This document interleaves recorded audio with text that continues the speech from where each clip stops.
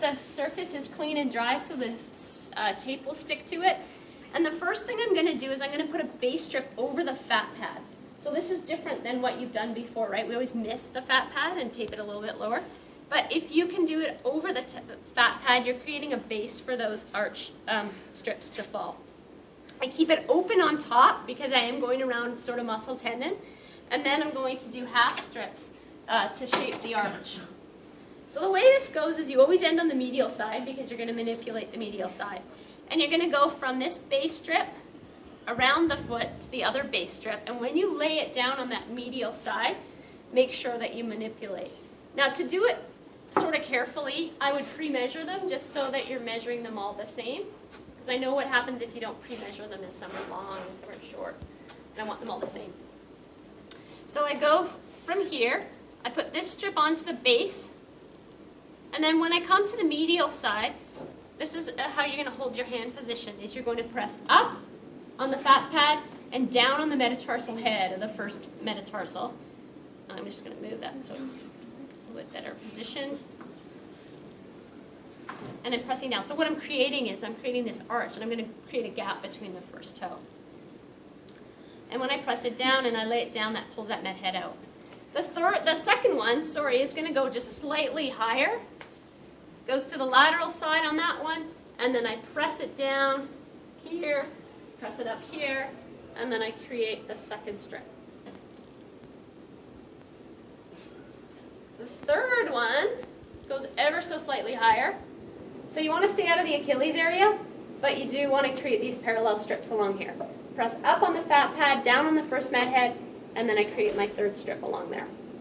Now, I'm going to close it off by overlapping my first strip. And I want to kind of avoid those toes. And you might have to angle this to do that. But I always splay the foot when I lay these strips down. So I'm kind of laying the bottom ones first. And it's really hard to apply this to somebody that has an arch. It works really well on somebody that does not. And that's why you'll see this gapping, right, in somebody, because she has an arch. But it feels really good if you don't. Okay, and then I do about 4 of these strips, overlap by half so you don't leave any shadows. And again, I always like to make sure that I splay the foot with my hip when I lay it down so that it forms nicely. I'll do one more here. And then I'm going to ask her to stand up for the final rooftop here. So you stand on here. And the reason why we do that is you can actually get a little bit more manipulation out of this part. You see, if I put this, so you just totally wait there. There we go. I can lift up with my tape to lay it down, and I'm going to close the roof. So when then I get into the arch, I can lift it again and lay it down.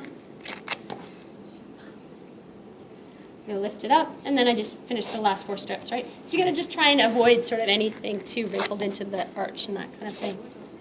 Wait there and lift it up, and then lay it down. And that's all there is to it. Mia's going to take a little spin here, show you how it looks. It's just like a little slipper. It's a very easy technique to apply, but it feels good if you don't. And what you'll create is this kind of space between here because now you're spreading out that arch in the foot where there wasn't one previously. All right, so if you want to sit down, I'll show you the 2 modifications. The way that you would do these modifications is, first of all, this is the longitudinal arch. This is transverse. Sometimes you're building just the medial portion of that transverse arch if it's super flat. Or sometimes they're dropping right in the middle, and you want to create an X so that it suspends that middle portion. So an X modification starts on the lateral side, and it comes around the heel, and it goes back to the medial side. And when you lay the medial side down, you're going to use your manipulation here to create this pattern. And you can see that I just kind of slightly overlap them each time I lay them down. But that's how you would do the X formation.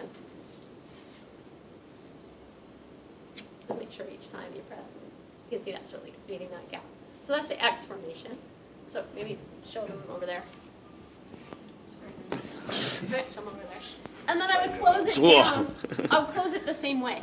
So what I would do is I put this over the base strip, close it back, and then I close it over top. So it gets closed the same way. The second modification really just impacts that medial arch. So the medial transverse arch. So I go medial to medial. On that one I went lateral to medial. So always lay medial down last. And then on this one, I go medial to medial in a teardrop formation. So I go from here all the way back to this side.